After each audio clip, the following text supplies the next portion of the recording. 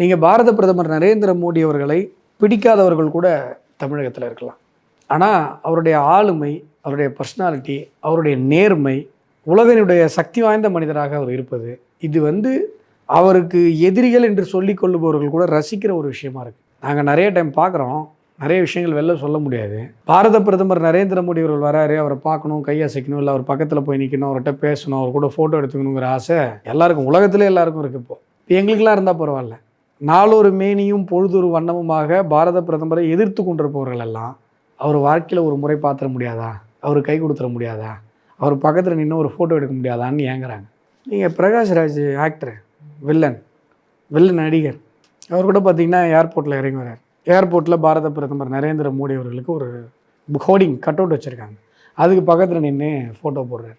அவருடைய ட்விட்டர் பக்கத்தில் நிறைய லைக் வாங்கின போஸ்ட் அதுதான். இப்போ பொழப்பு என்ன, பாஜக மோடி சாப்பாடு எங்கேருந்து கிடைக்குது, பாரத பிரதமரை திட்டுறது மூலமாக தான் கிடைக்குது. ஆனால் அவருக்கே அவர் கூட ஃபோட்டோ எடுத்துக்கணும் அப்படின்னு ஒரு ஆசை. இதுதான் எங்களுடைய பிரதமர். ஒவ்வொரு முறை அவர் தமிழகம் வரும்பொழுதும் தமிழகத்திற்கென்று பல்லாயிரக்கணக்கான கோடி திட்டங்களை எடுத்து வருகிறார். தமிழக மக்களுடைய நன்மைக்காக சிந்திக்கிறார். தமிழர்களுடைய பண்பாடு வரலாற்றை போற்றி பேசுகிற ஒரு பிரதமராக பாரத பிரதமர் நரேந்திர மோடி அவர்கள் இருக்கிறார்.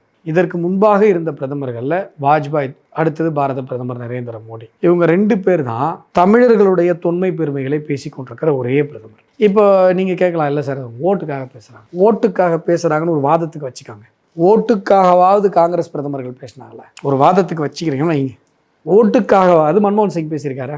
உங்களை கேட்குறேன், மன்மோகன் சிங் என்னைக்காவது இந்திய தேசத்தினுடைய உலகத்தினுடைய மூத்த மொழி தமிழ் தான் சொல்லியிருக்காரா? சமஸ்கிருதத்தை விட மூத்த மொழி தமிழ் தான் சொல்லியிருக்காரா?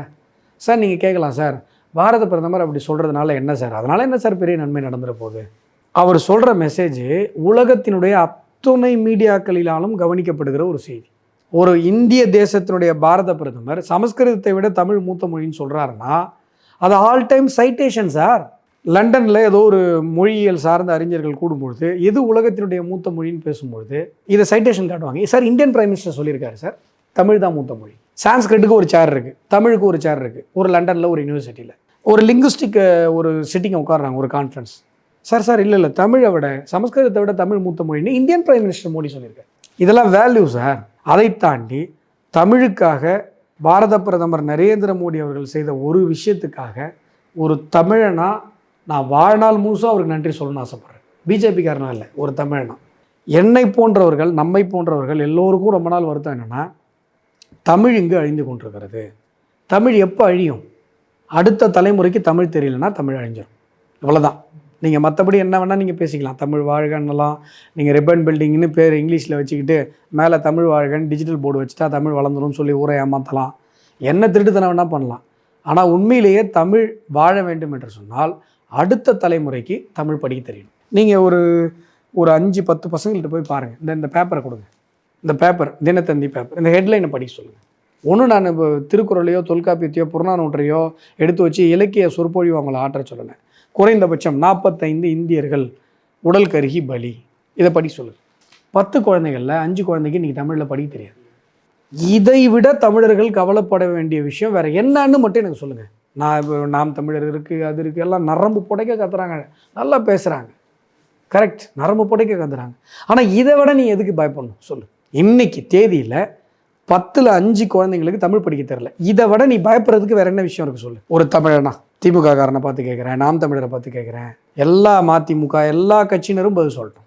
இந்த நிலையை இன்றைக்கு மாற்றி காட்டியிருப்பவர் பாரத பிரதமர் நரேந்திர மோடி அவர்கள் மட்டும்தான் சார்.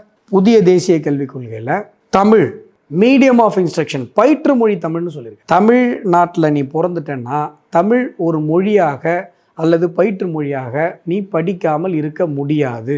எஜுகேஷன் பாலிசி, கல்விக் கொள்கை, அதை எதிர்க்கிறாங்க சார். ஏன் நீங்கள் மாநில கல்விக் கொள்கையில் தான் சொல்லலை?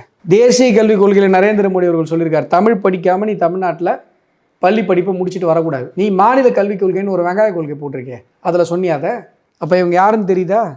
தமிழை அழிப்பதற்காகத்தான் இவர்கள் ஆட்சி நடத்தி கொண்டிருக்கிறார்கள். ராமசாமி சொன்னார்ல, தமிழ் அழிக்கிறது தான் என்னுடைய வாழ்நாள் நோக்கம், அகரவரிசைப்படி தமிழ் எழுத்துக்கெல்லாம் தூக்கி போட்டு ABCDயில் எழுதுங்க. அதைத்தான் இன்றைக்கு திமுக செயல்படுத்தி கொண்டிருக்கிறது. அந்த ஒரு நல்ல ஒரு செயலை, வாழ்நாள் முழுவதும் தமிழர்கள் நன்றி சொல்ல வேண்டிய ஒரு செயலை இன்றைக்கு செய்திருப்பவர் பாரத பிரதமர் நரேந்திர மோடி. தமிழ் பயிற்று மொழி இங்கே மட்டும் இல்லை சார், இப்போ உத்தரப்பிரதேசம், பீகார், இங்கெல்லாம் நம்ம என்ன நினச்சிட்டு இருக்கோம், உத்தரப்பிரதேசம் பூரா ஹிந்திக்காரன் நினச்சிட்டு இருக்கோம். இந்தியா முழுசும் ஹிந்திக்காரனே கிடையாது. தெரியுமா உங்களுக்கு? இந்தியா முழுசும் ஹிந்திக்காரனே கிடையாது தம்பி. ஹிந்தி யாருக்குமே தாய்மொழி கிடையாது. புரியுதுங்களா? உத்தரப்பிரதேசத்தில் மேதிலி இருக்குது, அவாதி இருக்குது, போஜ்பூரி இருக்குது, இதெல்லாம் அந்த ஊர் தாய்மொழி. பீகாரில் பீகாரி இருக்குது, இதெல்லாம் இருக்குது. காங்கிரஸ் என்ன பண்ணுச்சுன்னா நிறைய எல்லாம் ஹிந்தி. அங்கே எல்லா இந்தியா முழுசும் 2 மொழி கொள்கை தான் நியூ எஜுகேஷன் பாலிசிக்கு முன்னாடி. எல்லா இடத்துலையும் என்ன பண்ணிட்டாங்கன்னா ஹிந்தியில் படிக்கணும், இல்லை இங்கிலீஷில் படிக்கணும், அவ்வளோதான். அவன் தாய்மொழி இருக்குல்ல போஜ்பூரி, அவன் தாய்மொழி மேதிலி, அவன் தாய்மொழி பீகாரி, இதெல்லாம் டெக்ஸ்ட் புக்கே கிடையாது. இன்றைக்கி வரலாற்றில் முதல் முறையாக சுதந்திர இந்தியாவில் மேதிலி, போஜ்பூரி, பீகாரி, ஆவாதி எல்லாத்துலேயும் டெக்ஸ்ட் புக் பிரிண்ட் ஆகிட்டு இருக்கு. புதிய கல்விக் கொள்கையினால், பாரத பிரதமர் நரேந்திர மோடி அவர்களால். என்ன சொல்கிறாரு, நீ போஜ்பூரியா உன்னுடைய தாய்மொழி, நீ போஜ்பூரியிலே எம்பிபிஎஸ் படுறாங்கிறாரு. உன் தாய்மொழி தமிழா, நீ தமிழில் இன்ஜினியரிங் படிக்கிறாரு. இன்றைக்கி டெக்ஸ்ட் புக் பிரிண்ட் ஆகிட்டு இருக்கு. இதை விட இந்திய தாய்மொழிகளுக்கு என்ன நன்மை செய்து விட முடியும்? இன்றைக்கி பீகாரிக்காரன் அதை உணர்றான். என்னுடைய தாய்மொழியில் இன்றைக்கி தான் டெக்ஸ்ட் புக் பிரிண்ட் ஆகுது. போடுறான் ஓட்டை, 200 சீட்டுக்கு மேலே பிஜேபி கூட்டணிக்கு கொடுக்குறான். நாம் தமிழர்கள் என்றைக்கு அதை உணர போகிறோம்? சார், காங்கிரஸ் இந்தியை திணிச்சதை நம்ம எதிர்த்தோம். 100% சரி, வரலாற்றில் நம்ம செய்த நல்ல விஷயம் அது. நாம் அந்த நேரத்தில் எதிர்த்தது கரெக்டு. ஆனால் இன்றைக்கு தமிழை திணிக்கும் போது நம்ம எதிர்க்கக்கூடாதுல்ல. தமிழ்நாட்டில் தமிழையே திணிக்கக்கூடிய ஒரு சூழ்நிலை ஏற்பட்டிருக்கிற ஒரு சாபக்கேட்டில் நம்ம இருந்துகிட்டு இருக்கோம். எந்த தமிழனுமே சாய்ஸ்ன்னு கொடுக்கும்போது தமிழ் எடுக்க மாட்டான் சார்.